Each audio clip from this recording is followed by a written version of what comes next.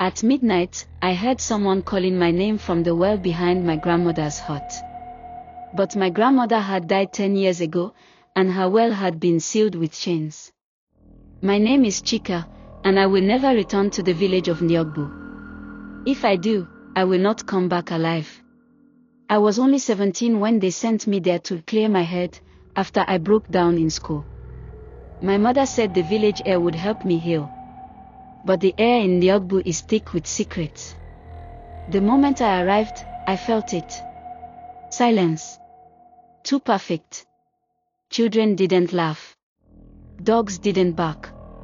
Even the trees didn't sway. I was to stay in my late grandmother's hut. She had died under strange circumstances. They said she fell into the well behind her home and drowned. But the well had been sealed with chains and padlocks ever since. The first 2 nights were quiet. But on the 3rd night, just as the cock crowed midnight, I heard it. Chico. Someone was calling me. From outside. From the well.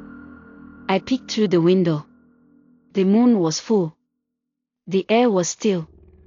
Then I heard it again. Chico, it's cold down here, come open it. I froze. That was my grandmother's voice. Sweet. Familiar. Gentle. But she was dead. I told the village priestess, Mama Ifioma, the next morning. Her face changed. Don't answer the well. Not at night. Not even if it knows your name. I asked her what was inside the well. She said nothing. But I didn't listen. That night, the voice returned. Louder. Weeping. Chico, why did you leave me here?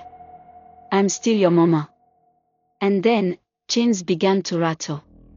I screamed and shut my window. In the morning, I went to check the well.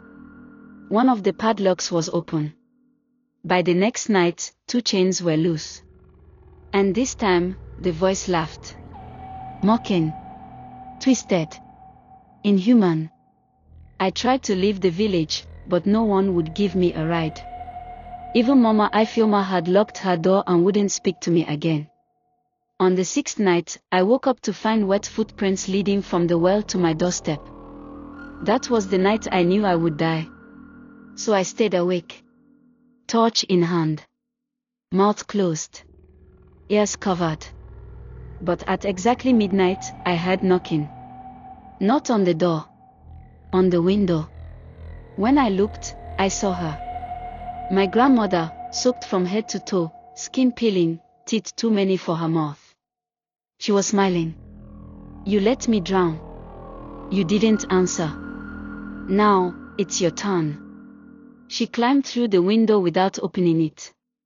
Her body passed through like smoke, but left wet prints on the floor. I ran. I ran to the shrine, to the only place with a sacred fire.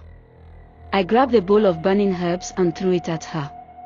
She screamed, and her body split into 3 shadows, each crying in a different voice. The wind howled. The trees bent. The earth shook. Then all was still. I woke up in the morning outside the shrine. Alone.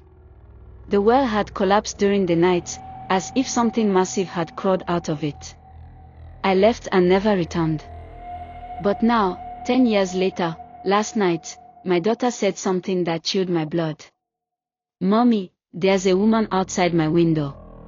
She says she's your grandmother.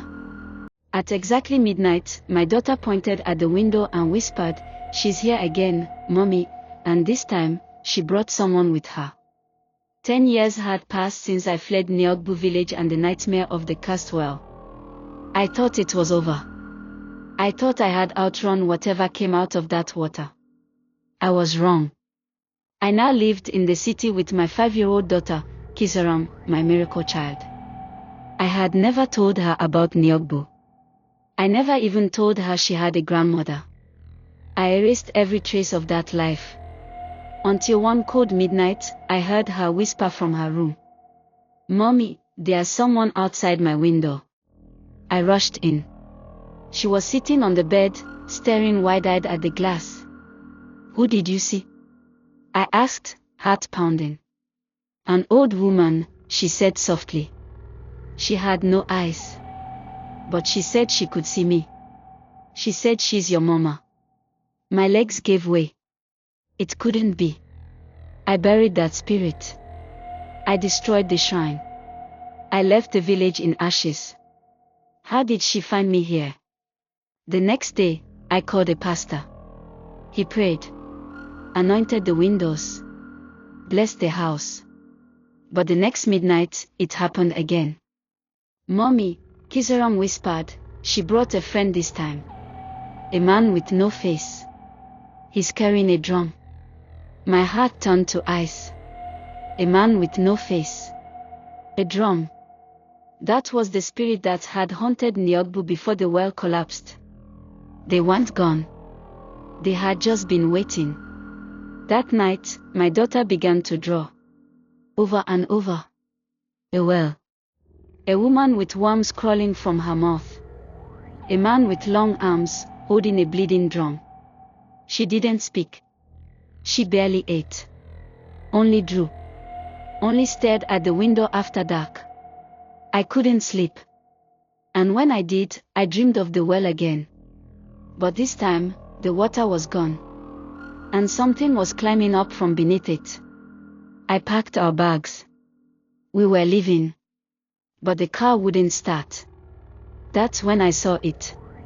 A wet handprint on the rear windshield. Then another. And another. They were surrounding the car. I ran back inside with my daughter. Locked every door. Every window.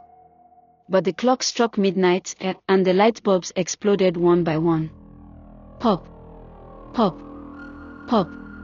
Then came the knock. Slow. Steady. Knock. Knock. Knock. On the mirror. Not the window. The mirror. I turned. And I saw her. My grandmother. But not as I remembered. Her face was rotting.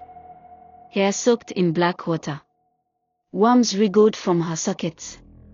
Her tongue was long and sharp like a blade. You broke the pact, Chika, she said, smiling with her cracked lips. You ran. Now your child will take your place. She pointed at Kizaram, who was floating above the ground, eyes rolled back, chanting in a language I had never heard. The same language I heard in the shrine 10 years ago. I screamed, grabbing a Bible, calling on Jesus, shouting every verse I knew.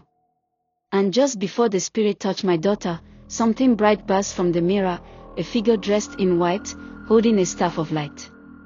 The shadow screamed. The mirror shattered. The air shook. Then everything went silent.